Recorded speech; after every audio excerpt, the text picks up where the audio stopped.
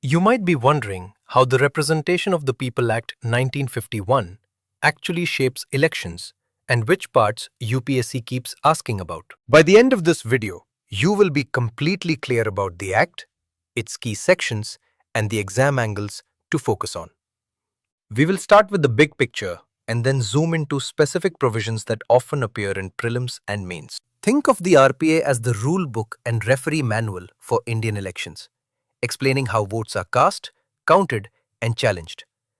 First, the Act regulates the actual conduct of elections and by-elections and provides the administrative machinery to run them smoothly. It also covers registration of political parties and sets out qualifications and disqualifications for membership of parliament and state assemblies. A crucial and frequently tested part is how the Act curbs corrupt practices and prescribes remedies for election disputes. And towards the end, we will understand a key idea that most UPSC aspirants miss about disqualification timing after conviction. Let us break the law down into bite-sized pieces, starting with qualifications for contesting elections.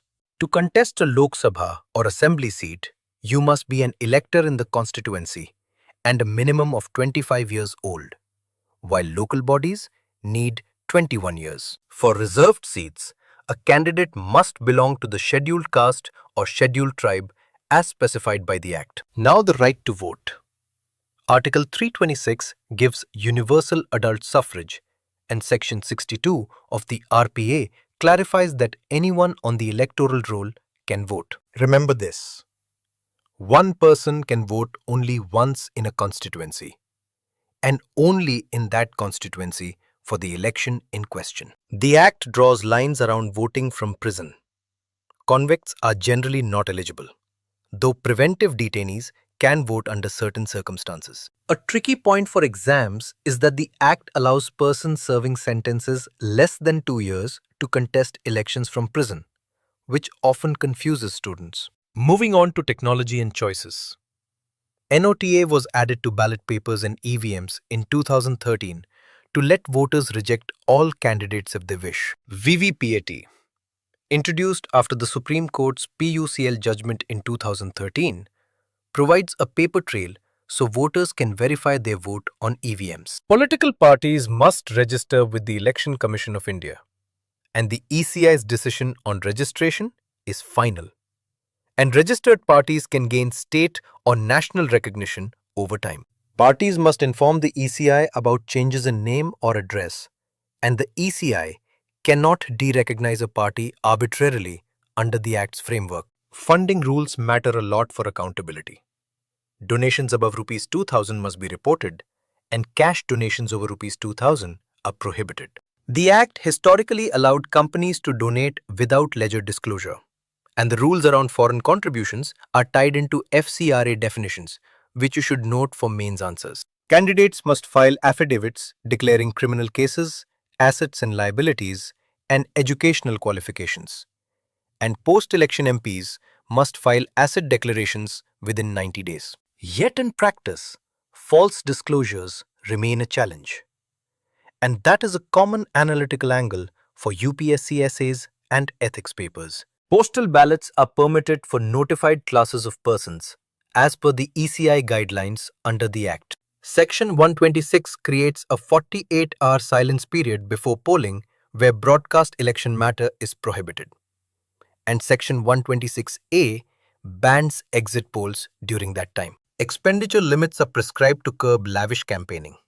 For large states, Lok Sabha candidates can spend up to 70 lakh rupees, while assembly limits are lower. Counting is supervised by the returning officer, and any tampering or loss of ballot papers must be reported to the ECI, safeguarding election integrity. Corrupt practices include bribery, undue influence, hiring voters to polling stations, and publishing false statements about an opponent, all punishable under the Act. Promoting enmity on grounds like religion or caste is a crime under the Act and can attract up to 3 years imprisonment, a point often used in mains answers.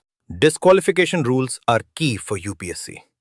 Section 8 states disqualification on conviction, and Section 8.3 links imprisonment of 2 years or more to a 6-year bar after release. A landmark exam point is the Supreme Court's 2013 ruling that struck down Section 8(4), making disqualification effective from the date of conviction rather than from the date of release. This judgment changed the landscape overnight and is often tested in both prelims and mains as a constitutional balancing act between law and democracy. Let's recap why the RPA matters.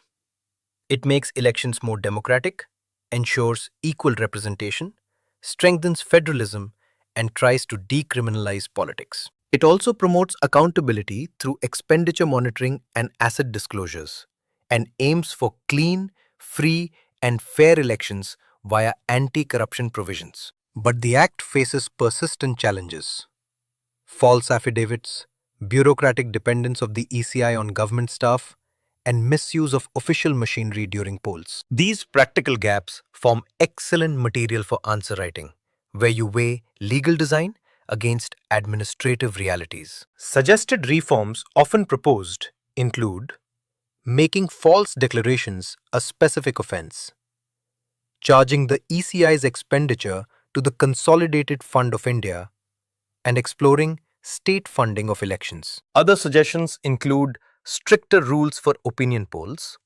laws against delisting valid electors, and stronger mechanisms to insulate the ECI from political influence. For UPSC, focus your revision on key sections like 62, 126, 126A, 8, and 29A, the VVPAT and NOTA history, and the Supreme Court judgment on disqualification timing.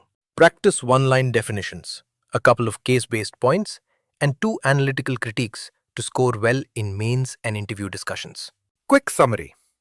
The RPA is the operational law for elections, covering conduct, parties, funding, offences, voting rules, and dispute resolution. Its strengths lie in detailed procedures and anti-corruption clauses, while its weaknesses are primarily implementation and administrative independence.